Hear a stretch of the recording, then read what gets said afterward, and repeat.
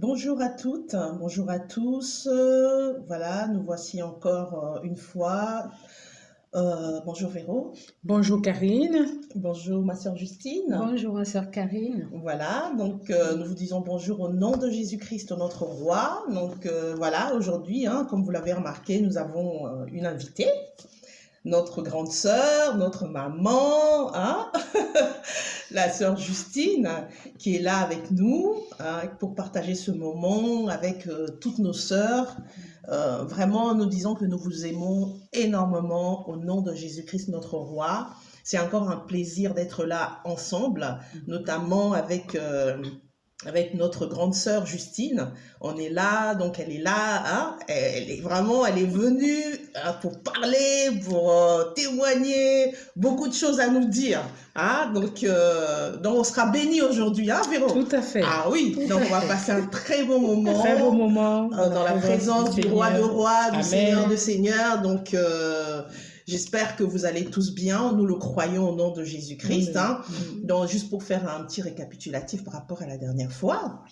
Donc, on a parlé un peu du positionnement. C'est ça. Donc, ça nous concerne toutes, le positionnement, comment Dieu nous prend, comment le Seigneur nous donne sa parole dès le départ, et puis il achemine avec nous. On a pris notamment l'exemple de notre frère Joseph, avec sa famille, qui l'ont rejeté suite à ses rêves, etc. Ils l'ont vendu, et il s'est retrouvé Premier ministre en Égypte. Et là, sa famille, le Seigneur a permis ça justement pour la élever, la positionner à un rang pour pouvoir aider sa famille dans les moments difficiles. On a regardé également l'exemple de notre sœur Esther, Adassa, donc le Seigneur a utilisé Mardoché pour adopter Esther, et parce que le Seigneur savait qu'il y aura un problème par rapport aux enfants d'Israël par les menaces de... c'est Hanan, c'est ça? C'est ça. Voilà, et donc le Seigneur a positionné Esther en tant que reine, justement, devant le roi pour avoir cette faveur, défendre les enfants d'Israël, pour qu'ils ne soient pas... lapidés, décapités, etc. Donc on a vu vraiment que le Seigneur positionne ses enfants dans les villes, dans les assemblées, partout dans les familles également, dans le couple, voilà, parmi les frères et sœurs, chaque endroit, vraiment, le Seigneur, donc on achemine toujours vraiment le Seigneur nous a mis à cœur de parler vraiment du positionnement. C'est un sujet qui est assez large et vaste et qui nous concerne toutes. Et donc, on est toujours dedans. On n'a pas fini parce qu'il y a beaucoup de choses à dire. Il y a beaucoup de choses, il y a beaucoup de témoignages. On a vraiment des choses à se raconter, à se dire. Entre femmes, nos vécus, ce qu'on traverse. Voilà. Donc, sans plus tarder... voilà, je voudrais juste qu'on revienne sur un passage par rapport au positionnement. Après, on va partager, on va aller là-dessus et puis on partagera. On laissera également notre sœur nous donner son avis par rapport à tout ça. Donc, dans Actes, on voit Acte 7, on prend juste Acte 7. On en a parlé déjà la dernière fois, mais nous, on va juste arrêter dans Acte 7, 10. Si tu peux, Véro, nous lire ça. Alors, Acte 7, 10. Voilà. Je lis la parole au nom de Jésus. Et il a délivré de toutes ses... Alors, il a délivré de toutes ses détresses, c'est bien ça? Acte 7, 10. C'est ça, oui. C'est ça. Acte 7, 10, il a délivré de toutes ses détresses. Acte 7, 10? Oui. Attends. 9 à 10 alors? Ouais, 9 à 10, pardon, excuse-moi. 9 à 10. Les patriarches, jaloux de Joseph, l'ont vendu pour qu'il soit emmené en Égypte, mais Dieu était avec lui et l'a délivré de toutes ses détresses. Amen. C'est juste cette phrase-là, au fait. Alors, pardon, je n'ai pas fini. Il lui a donné la sagesse et la grâce devant le Pharaon, le roi d'Égypte, qu'il a établi gouverneur de l'Égypte et de toute sa maison. Gloire à Dieu. Amen. Amen. Donc, au fait, là, on voit, moi, c'est vraiment toujours dans le positionnement, comment le Seigneur nous positionnait notre frère, en disant, le patriarche jaloux de Joseph le vendirent pour être emmené en Égypte. Mais Dieu il y a cette phrase, franchement, qui m'a beaucoup touchée. Mais Dieu était avec lui et le délivra de toutes ses tribulations. L'ayant rempli de sagesse, il le rendit agréable à Pharaon, roi d'Égypte, qui l'établit gouverneur sur l'Égypte et sur toute sa maison. En fait, c'est vraiment ça qui me toucha en disant le Seigneur vraiment l'a rendu agréable. C'est-à-dire que c'est la faveur de Dieu. C'est la grâce de Dieu. C'est-à-dire que malgré c'est qu'on peut traverser, effectivement, on peut traverser des moments difficiles, de souffrance, des situations compliquées dans nos vies, au fait, dans notre parcours. C'est-à-dire le cheminement, justement, comme on a dit, il y a un début et il y a également il y a une fin, en fait. Et pendant ce cheminement-là, on voit également que, disons, moi je suppose que Joseph, il a beaucoup souffert. Il a vraiment beaucoup pleuré, j'imagine. Je me mets à sa place. Je ne sais pas ce que vous en pensez. Vous. Oui. Moi, je crois aussi qu'il a beaucoup pleuré. Quand on regarde son vécu, on suppose effectivement que toutes les tribulations, enfin voilà quoi, toutes les épreuves, tout ce qu'il a pu vivre, tout le long, oui. Tu pleures, tu cries, voilà quoi. Mais il a gardé quand même la parole que Dieu lui avait donnée. Voilà. Mais il y a surtout un passage au moment quand il était serviteur dans la maison de... Comment il s'appelait le monsieur là serviteur, là où on l'a vendu au fait. Oui. J'ai même oublié le nom de ce monsieur. Au fait, sa femme... oui. Sa femme qui a voulu un petit peu le séduire, pas un petit peu, mais a voulu carrément le séduire. Et lui, il s'est échappé parce qu'il n'a pas voulu tomber.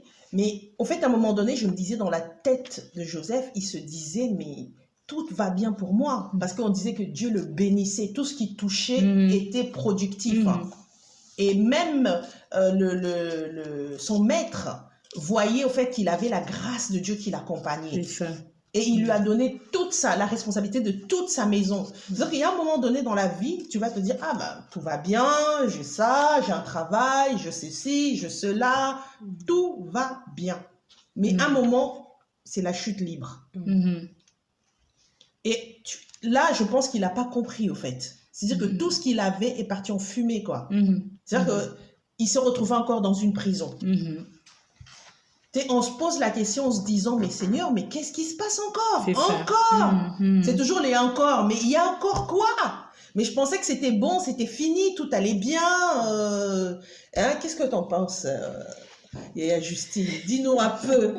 On attend de toi aujourd'hui que les femmes t'entendent, de dire vraiment, cette situation, cette souffrance, c'est des moments comme ça. Qu'est-ce que tu en penses? Ce sont vraiment des moments qui sont, c'est vrai, extrêmement difficiles parce que quand on a une situation, quand on a déjà, on sait qu'on a le Seigneur, on croit au Seigneur et qu'on se trouve dans une situation. Donc, on a cette assurance que le Seigneur va nous écouter, que le Seigneur va nous entendre dans tout ce que nous allons lui présenter. Et souvent, très souvent, on se rend compte que c'est l'inverse en fait qui arrive. On se dit, mais qu'est-ce qui arrive? Plus je prie, plus je m'enfonce. Plus je m'attache au Seigneur, plus j'ai encore des situations beaucoup plus compromettantes. Donc, on imagine que Joseph aussi, dans cette situation-là, a dû se poser des questions. Effectivement. Mais, comme on vient de le voir, il avait la promesse de son Dieu. Donc, il savait à quel Dieu vraiment il s'était attaché. Amen. Il croyait. Je crois que c'est ça qui l'avait aidé à tenir. Parce qu'il a vu comment il avait commencé, comment il était arrivé à là où il se trouvait. Donc, il n'avait point d'autre choix que vraiment de pouvoir s'attacher au Seigneur. C'est la même chose, en fait, que nous devons en fait nous inspirer de ce que la Bible nous enseigne, de nos aînés. dans la foi Amen. pour essayer de prendre un peu de la graine, comme on dit. Parce Amen. qu'il nous faut des exemples, Tout à fait. il nous faut des modèles. Mhm. On le sait, notre modèle, c'est vrai, c'est Jésus-Christ. Amen. Mais nous avons des personnes qui nous ont précédés, qui ont Mhm. été avec nous. On peut voir donc comment est-ce que nous pouvons marcher pour être Mhm. agréables au Seigneur. Amen. Amen. Et qu'est-ce que t'en penses, toi, Véro? Alors moi, je rejoins effectivement ma sœur, parce que du coup, je rejoins Justine, je rejoins ce que tu as dit, puisque quand on regarde la vie de Joseph, il y aurait tout effectivement pour se poser 20 000 questions, même plus, parce que du coup, on est sorti en quelque part, on pense effectivement que ça y est, c'est bon. Mhm. Et quand tu retournes en arrière, tu te poses les questions, enfin, mais qu'est-ce que j'ai pu faire? Mais qu'est-ce qui s'est passé? Mais qu'est-ce qu'il y a encore? Donc tu cries, mais la chose qu'il ne faut jamais faire, en fait, c'est d'oublier la promesse que Dieu nous a faite. Amen. C'est d'oublier cette promesse, d'oublier de lever les Amen. yeux, Amen. que celui qui nous a sortis là où nous a sortis, en fait, il sait qu'il nous emmène en quelque part. Il sait par quoi on va passer. Il connaît toutes choses à l'avance. Amen. Il sait que à côté, le vent va souffler, mais ce qu'il nous demande, c'est de ne jamais quitter la barque dans laquelle il nous a mises. Amen. Et quand bien même les tempêtes, le vent souffle, peu importe, toujours s'accrocher à ce Dieu, Amen. à ce Dieu tout-puissant, à ce Dieu merveilleux qui gère la situation, puisqu'il nous a appelés en fait pour nous emmener en quelque part, bien qu'il nous a précisé que les choses ne seront pas faciles, mais qu'il sera toujours là, Amen. qui sera toujours là et qui nous précède en tout temps, toutes choses. Donc c'est vrai que comme le peuple d'Israël, hein, on a vu un peu, lorsqu'ils étaient dans le désert, le Seigneur avait beau faire. Aujourd'hui, la minute d'après, il recommençait déjà à se plaindre. On est nous aussi comme ce peuple. Amen. Hein. Exactement. On a beau voir, on a beau lire, et on a beau croire que notre Dieu est tout-puissant, mais Yes. quand on traverse ces moments-là, on oublie, on devient Amnésique. amnésique, comme on l'avait dit. Comme elle a dit. C'est vraiment ça, oui. C'est vraiment On est ça. amnésique, on Ouais, oublie tout. Ouais. C'est ça. On On râle. oublie, voilà, on oublie que c'est notre Dieu qui est là, qui gère, qui fait toutes choses, et puis voilà. Mais par contre, je me pose une question. Dans Jérémie 29, le Seigneur dit que les projets que j'ai formés pour vous ne sont pas les projets de malheur, mais des projets de paix. Mais dites-moi, mesdames, cette phrase que Dieu dit, le projet que j'ai formé pour vous ne sont pas des projets de malheur, mais des projets de paix. Amen.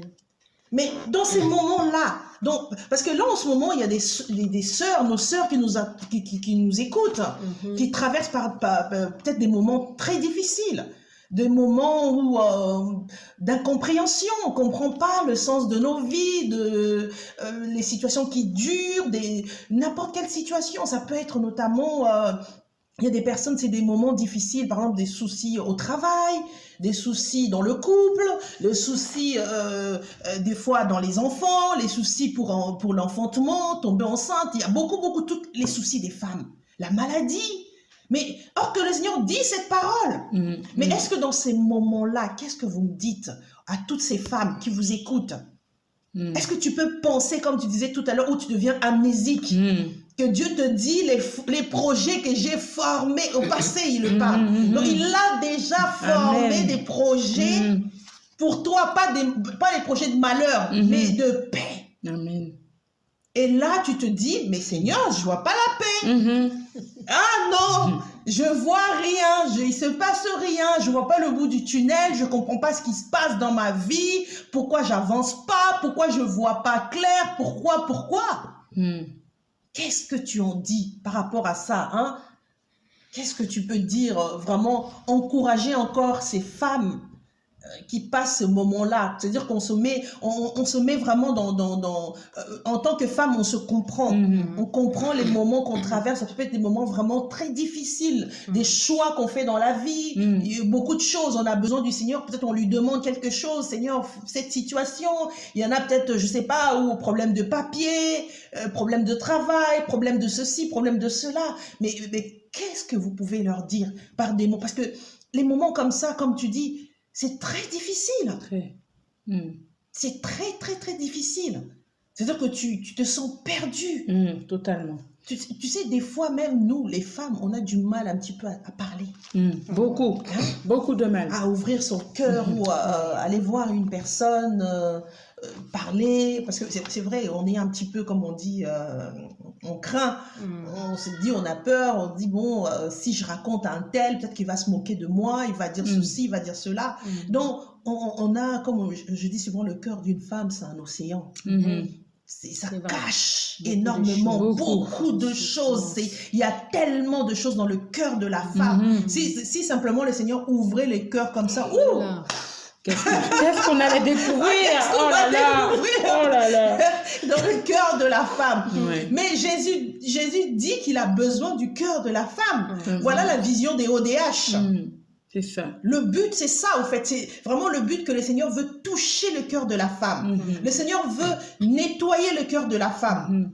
Le Seigneur veut prendre toute la place, là où il y a tous ces soucis, tout ça qui embête la femme, parce qu'on est tellement pris dans on est là, des fois tu peux être là avec tes sœurs, tu rigoles, comme ma sœur, comment tu vas? Grâce à Dieu, mais ça veut tout dire. Ça veut tout dire des fois. Exactement. Dieu fait grâce, d'accord. Mais le Seigneur, là, il a besoin que les femmes sortent de là. Il a besoin que les femmes aillent dans une autre dimension avec lui. Et c'est ça la vision de ODH. Mais là maintenant, quand on parle de cœur à cœur. C'est ça. Cœur à cœur, on comprend nos sœurs. Parce qu'on traverse également ces moments-là. On traverse toutes. C'est le souci de toute femme. C'est ça. Et on a vraiment besoin donc, de dire que le Seigneur nous donne, comme tu dis, il nous a donné cette parole. Mais dans les moments difficiles comme ça, tu peux pleurer. Il y en a qui pleurent. Ça peut être, je ne sais pas, c'est tellement vaste, nos pleurs, nos cris, nos larmes. Chaque situation, tu vas passer, chaque étape, il y a quelque chose qui se passe dans la vie de toutes. Donc, on a vraiment besoin de ça. C'est pour ça que je voulais vraiment... qu'est-ce que vous en pensez? Ah, mes sœurs. Moi, je crois que dans ces moments-là, c'est vrai, on se laisse dépasser, en fait, par tout ce qui nous arrive. Parce que ça peut arriver dans tous les sens. On a les problèmes, comme tu disais tout à l'heure, les enfants, on a les finances, on a le couple, on a le travail, on a les à côté. Et dans ces moments-là, en fait, on oublie, en fait, on est tellement accaparé par toutes ces choses que la seule solution qui est Jésus, on oublie en fait de crier encore plus à Jésus. Amen. On oublie en fait de se rappeler de toutes ces promesses quand le Seigneur nous dit, tu n'as rien à craindre, ni pour le boire, ni pour le manger, ni pour de quoi. Tu n'as pas à te soucier. Que te feront les hommes? Tu n'as pas, je marche avec toi tous les jours. Mais en fait, tout arrive, on se sent oppressé, on se sent serré à la gorge. Et là, au lieu de crier à Jésus, on compte les problèmes l'un après l'autre. J'ai ça. Et le fait d'avoir fait l'addition de tous nos problèmes fait que on a l'impression que c'est tellement insurmontable qu'on oublie que notre Dieu, qui est notre Père, qui est notre Papa, qui prend soin de nous comme ses enfants, on oublie que rien que le fait de crier « Papa », il entend, il agit. Moi-même, j'ai traversé ce temps compliqué, mes sœurs. Si je vous en parle, c'est parce que franchement, ce temps-là, je le traverse, où ça venait dans tous les sens, dans tous les domaines. Et je ne savais plus, en fait, je me suis laissée dépasser parce que j'ai oublié de crier plus fort à celui qui nous a appelés, à celui qui m'a appelé. Et en fait, j'avais l'impression que la situation devenait ingérable. Donc, du coup, tu es là, tu pries, mais... Tu es dans la crainte, tu pries, mais c'est pas comme quand tu n'as pas tous ces problèmes. Et c'est dans ces temps-là que Dieu regarde comment tu réagis. Amen. Dans ces temps-là qu'il vérifie si effectivement tu crois en la parole que tu dis tous les jours, la parole que tu proclames tous les jours. Amen. Dans ces moments-là, Dieu voit effectivement si tu poses tes genoux à terre et si tu cries, papa, j'ai besoin de toi à l'aide. Amen. Et mes frères, pour vous fortifier, je vous dis que j'ai traversé un temps surtout financier Et le Seigneur a agi. Yes. Amen. Au moment où j'ai dit, Seigneur, tu m'as promis que je ne manquerai de rien, Amen. que je n'ai rien à craindre. Amen. Seigneur, tu m'as donné des enfants, tu m'as dit que je devrais les nourrir, que je devrais les Amen, habiller. Amen. Le Seigneur a-t-il qu'il te faut, mais tu dis Seigneur, Amen. où tu vois ton compte à un découvert, le Seigneur Amen. fait que virement arrive sur ton Amen. compte, mes Yes. sœurs. Gloire Nous à n'avons qu'une Dieu. solution, c'est Jésus. Amen. Nous n'avons qu'une solution, c'est Jésus. Amen. Amen. Ce Dieu qui nous a appelés, ce Amen. Dieu qui nous a Amen. dit, je Amen. ferai. Amen. Même dans les moments de tourment, Amen. ma sœur Justine, tu peux Amen. aussi. Amen. Oui, ben moi, j'ai aussi, je veux vraiment commenter ce verset dont la sœur a cité tout à l'heure, le Jérémie 29, Amen. quand il dit que voilà, les projets que j'ai faits pour vous sont des projets de paix et non des projets de malheur. Amen. Et il rajoute que afin que vous ayez un avenir et de l'espérance. Mhm. Et il rajoute encore, Mhm. si vous m'invoquerez, vous partirez. Et si vous Amen. m'invoquez de tout votre cœur, vous me trouverez. Amen. Je pense que c'est cette parole, toute la parole de Dieu est vraiment vérité. Toute la parole de Dieu, on peut la vivre, on peut l'expérimenter si on a le cœur vraiment attaché au Seigneur et si on prend le temps avec le Seigneur. Amen. Amen. Je pense que Dieu ne ment pas dans tout ce qu'il nous a dit, dans Mhm. toutes ses promesses. Dieu reste fidèle. Amen. Et comment se fait-il qu'on arrive effectivement à être fidèle à son Dieu, comme on le dit, et qu'on traverse des moments difficiles, des conditions qui sont que vraiment, il arrive qu'on est humain, Mhm. qu'on doute en fait. Mhm. Seigneur, pourtant je fais ça, pourtant je fais ci, pourtant je fais ça, je fais ça, je fais ça. Mais comment se fait-il que moi, non? Des fois, en fait, on se met à un niveau où on se dit, mais c'est comme si vraiment, ben, enfin, c'est un peu prétentieux, mais on ne se rend pas compte. On se dit, je viens dans le Seigneur, c'est vrai, j'ai l'espoir, j'ai l'espérance, j'ai la foi, mais on dirait que par rapport à cette foi-là qu'on a, on se met un petit peu en hauteur. Voilà. Et quand quelque chose nous arrive, on se dit, mais ah non, Seigneur, pas moi. Mais pas moi, Seigneur, pourquoi moi? Non, mais attends. Donc, on se met plus, mais... Et toujours, comme avec le Seigneur, on est toujours à l'école, on n'a jamais fini d'apprendre. Amen. En fait, dans ces moments difficiles-là, il nous amène à nous modérer. Mhm. Il nous amène à nous fortifier, à nous changer, à changer notre caractère. Amen. Parce que on le sait, comment les hommes qualifient les femmes. Hein. Les femmes, des fois, la Bible parle aussi d'une femme qui est comme une dent atteinte de carie. Donc, ça veut dire que ça veut tout dire. Hein. Ça veut tout dire. On a des caractères vraiment. C'est là que tout commence. Je pense que le Seigneur, nous avons toutes besoin du Seigneur. Amen. Amen. Et pour revenir, par exemple, au positionnement, c'est vrai. Le Seigneur a toujours mis quelque chose, a préparé quelque chose pour chaque femme, Yes. Amen. pour chaque sœur. Mhm. Donc, nous devons aller dans cette direction-là, mais parfois, on est là, on souffre seul, Mhm. comme mes sœurs, vous venez de le dire. Il y a des moments, tu te sens poussé. Moi, par exemple, je vais témoigner que j'ai été un moment, vraiment, le Seigneur, Dieu est bon Amen. et il fait toutes choses bonnes Mhm. en son temps. Amen. Il y avait un temps, j'étais là, je dis, mais ça fait beaucoup de fois, on a fait des réunions, on se l'a dit plusieurs fois qu'il faut qu'on se lève en tant que femme qui serve Dieu. Yes. Il faut qu'on se lève, il faut qu'on fasse parce que nous sommes peut-être bien, ça nous a peut-être bénis, nous on peut parler facilement de Dieu, de nos problèmes. Amen. Mais il y a des sœurs qui sont là, qui ont aussi accepté le Seigneur, mais qui n'ont pas cette facilité-là. Amen. On se sent un peu emmuselé. Il y a des sœurs, quoi qu'elles soient chrétiennes, quoi qu'elles aient accepté Jésus, qu'elles le craignent, elles vivent aussi des souffrances. Nous savons que c'est par la souffrance que le Seigneur nous élève. Ça, on est sûr, c'est d'accord. Mais, je dis, mais pourquoi est-ce qu'on reste là à ne rien faire? On reste là à ne faire. Et dans ma pensée, j'avais envie d'appeler la sœur Karine. Et je dis, ouais, je vais l'appeler. Ça fait un moment, je vais l'appeler. Et puis, je me dis, bon, d'accord, je vais appeler. Et puis après, je dis, Ah ben oui, mais ça fait longtemps que je l'avais appelé. Si je l'appelle là, est-ce que je l'aurai? Et j'ai repoussé vraiment comme ça.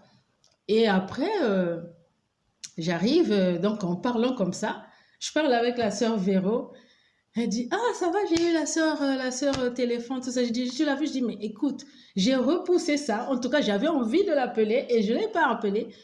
Et vraiment, ça m'a fait plaisir. Donc, de dire que on a toutes été ensemble et que nous savons ce que le Seigneur veut, nous savons ce que le Seigneur nous a dit et nous devons faire ces choses-là. Et donc, il faut vraiment se lever, aller envers les autres, glorifier le Seigneur, faire tout ce qu'il nous a demandé, c'est bien, mais il a dit qu'il est doux pour des frères de demeurer ensemble. Donc, ça ne concerne pas que les frères. Quand on dit frères, c'est inclus frères et sœurs. Donc, nous aussi, dans chaque grâce que le Seigneur a déposée en nous, en fait, on se complète. On se complète. Il y en a qui sont un peu plus vives que d'autres. Il y en a qui sont un peu plus endormis. Enfin, pas endormis, mais plus calmes, qui ne vont pas oser.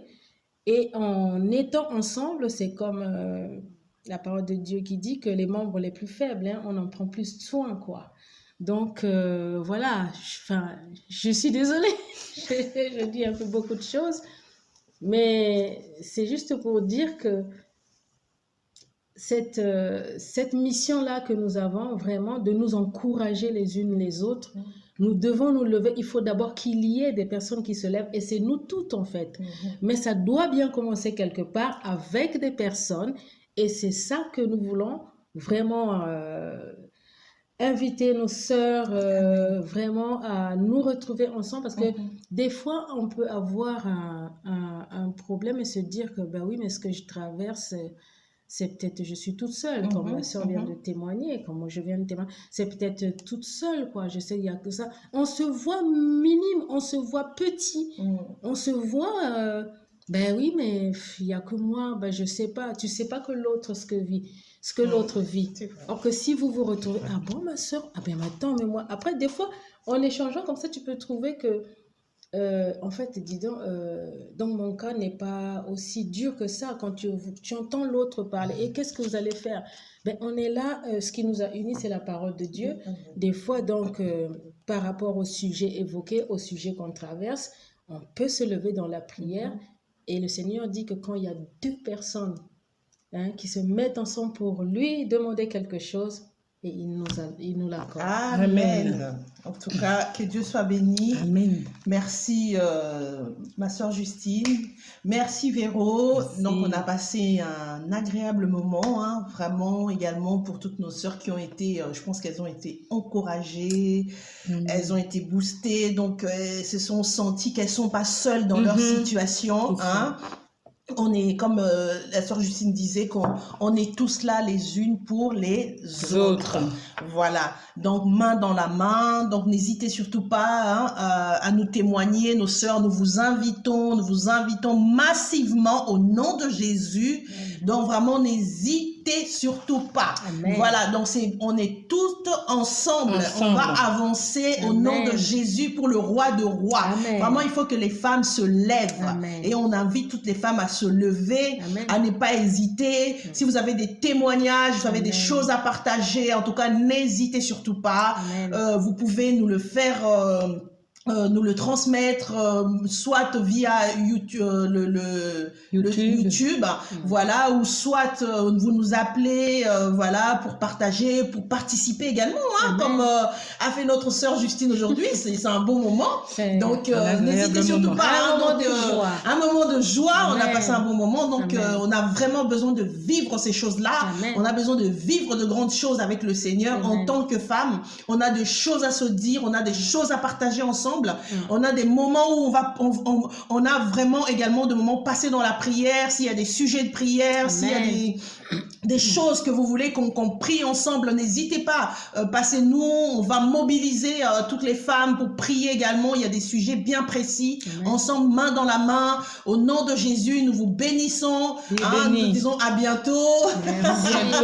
Ok, allez, que Dieu vous bénisse. Soyez bénis. Amen. À bientôt. Gloire à Dieu. Amen.